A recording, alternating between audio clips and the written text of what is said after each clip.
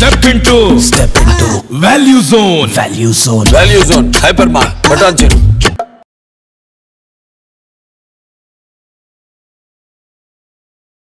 श्रीमात्रे नमः श्री गुरुभ्यो नमः नमो देव्यै महादेव्यै शिवायै सततं नमः नम प्रकृत्यै भद्रायै निहतां प्रणतास्मिता ప్రతినిత్యము ప్రతి నెల మాస ఫలితాలను మనం తెలుసుకుంటూ వస్తున్నాం.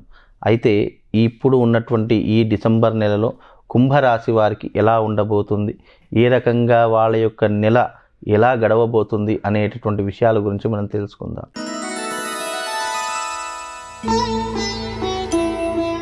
కుంభరాశి, ఈ కుంభరాశి వారి యొక్క విషయం గనక చూసుకున్నట్టయితే కుంభరాశి వారికి జాతకంలో రవి మరియు అంటే సూర్యుడు గురువు చాలా మంచి పొజిషన్లో ఉన్నారు.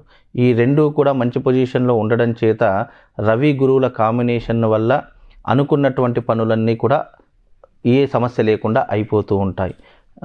ఆరోగ్య విషయం కూడా కొన్ని రకాలుగా బాగానే ఉంటుంది. కానీ వీళ్ళకు ఇప్పుడున్నటువంటి ఈ కుంభరాశి వారికి ఎవరైతే ఉన్నారో శని అనేటటువంటి వాడు కొంత నష్టం కలిగించేటటువంటి అవకాశాలు వీళ్ళ జాతకంలో ఎక్కువగా కనిపిస్తూ ఉన్నాయి. ఎందుకు అనంటే గనక రవి గురువులు శుభులు కారణం చేత వీళ్ళకి ఏమవుతుంది అని అంటే గనక అంత మంచి జరుగుతుంది, దాంట్లో ఏ సందేహం లేదు. ఇష్టమైనటువంటివి సిద్ధించుట, కొత్త వ్యాపారములు చేయుట, లేదంటే కొత్త ఆభరణాలు కొనుట, లేదా కొత్త విలాసవంతమైనటువంటి జీవితాన్ని గడుపుట, ఇవన్నీ కూడా కుంభరాశి వాళ్ళు చేస్తుంటారు. అంటే కొత్త వాహనాలు కొనుక్కోవడం కానీ, కార్లు బంగ్లాలు కొనుక్కోవడం కానీ ఇలాంటివన్నీ చేస్తూనే ఉంటారు. అంతా బాగానే ఉంటుంది. కానీ శని కొద్దిగా వక్రగతిలో ఉండడం కారణం చేత, శని వీళ్ళ పైన వక్రదృష్టి కారణం చేత ఏమవుతుంది అంటే కనుక కుంభరాశి వారికి కొన్ని రకాలైనటువంటి ఇబ్బందులు జరిగే అవకాశాలు ఉంటాయి.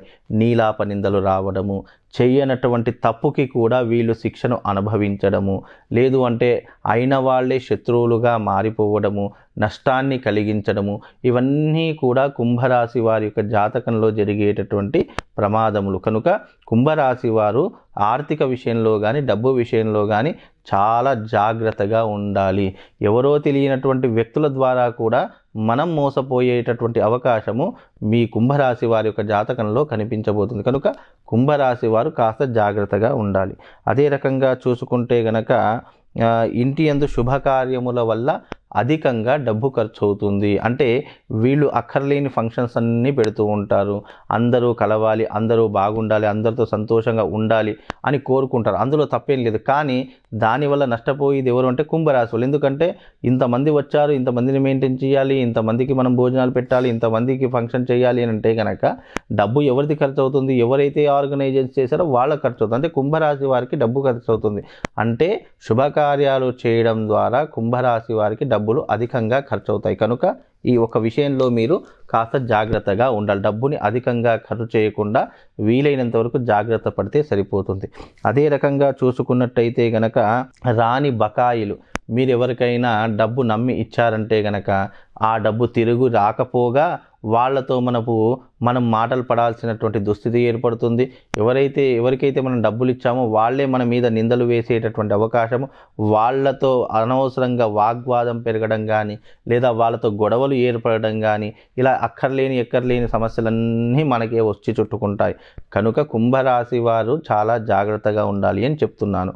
అదే రకంగా చూసుకుంటే గనక వేళ తప్పినటువంటి భోజనము, అంటే సమయానికి భోజనం చేద్దాము అంటే ఎక్కర్లేని గొడవలన్నీ మన నెత్తి మీదనే పడుతూ ఉంటాయి.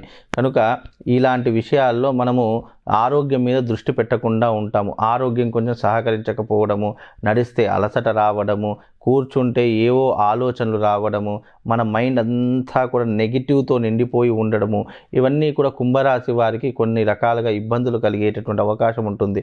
నిద్ర అయితే సరిగ్గా పట్టకపోవడం, అంటే రాత్రి ఎంత లేటుగా పడుకున్నా, ఎంత తొందరగా పడుకున్నా మనకు ఏ 3:30కో ఏ 2:30కో మెలకువ రావడము, ఆ ఆలోచనలు అనేటటువంటి బ్రెయిన్లో తిరగడము, మళ్ళీ పడుకుంటే నిద్ర రాకపోవడం, అంటే నిద్ర అనేటటువంటిది కుంభరాశి వారికి కరువైపోతూ ఉంటుంది. కనుక ఈ కుంభరాశి వారు ఎవరైతే ఉన్నారో వాళ్ళు కాస్త జాగ్రత్తగా ఉండే ప్రయత్నం చేసుకోవాలి.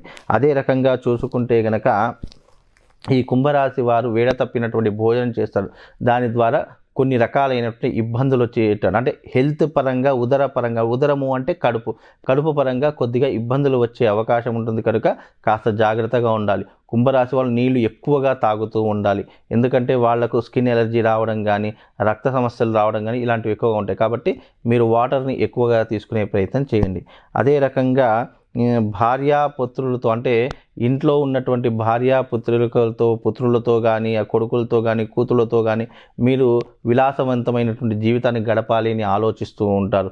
మీ భార్యను చాలా పెట్టాలని చెప్పేసి చాలా తపన పడుతూ ఉంటారు.